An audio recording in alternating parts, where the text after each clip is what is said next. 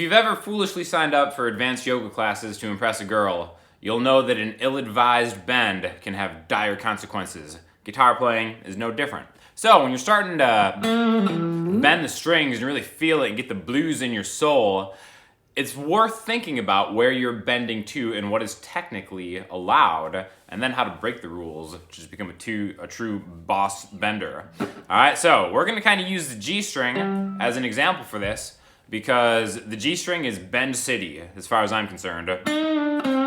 That's where all the greatest bends happen on this string right here. So I want to talk about all the notes in the G major scale, which is going to be our example here. So an open G is a G, open G string is a G, and then if we play the major scale, we have open, 2, 4, 5, 7, 9, 11, 12. Another way to count that, a more musical way to count it, would be a root note, whole, whole, half, whole, whole, whole, half.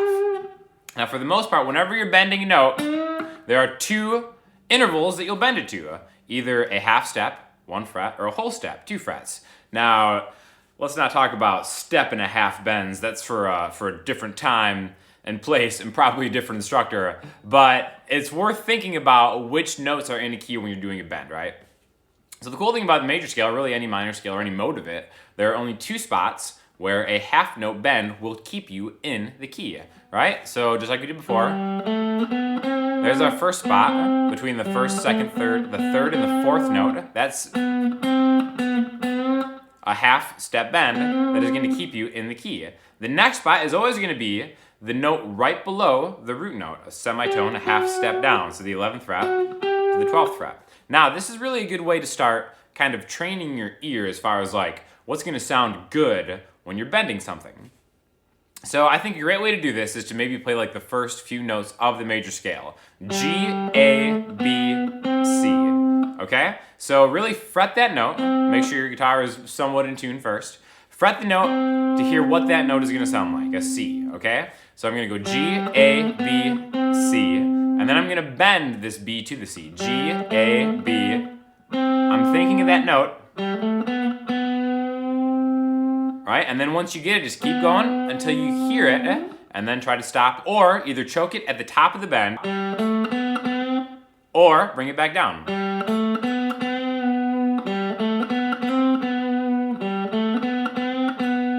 Alright, it's a good way to kind of train your ear as far as where that interval is. Other than that, a great way to do it, and I think what is probably a little more common are whole step bends, which means a 2 fret bend. Again, on this note, maybe like a great spot would be from the 7th fret to the 9th fret, okay? This would be a D note to an E note.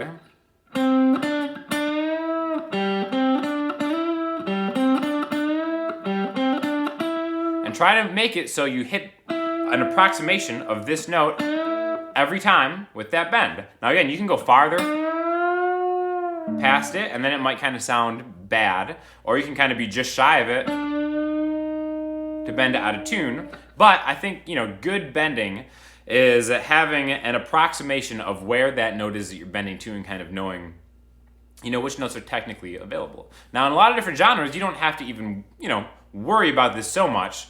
Like, especially like blues stuff, those little micro bends, like kind of, just getting just a little bit of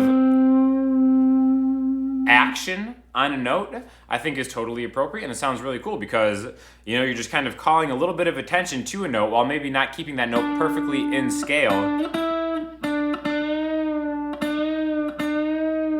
You're just kind of adding a little bit of attention to that note, not necessarily keeping it in tune in the key that you're playing in. So it's just a good way to kind of start thinking about where these half steps are and where the whole steps are, okay?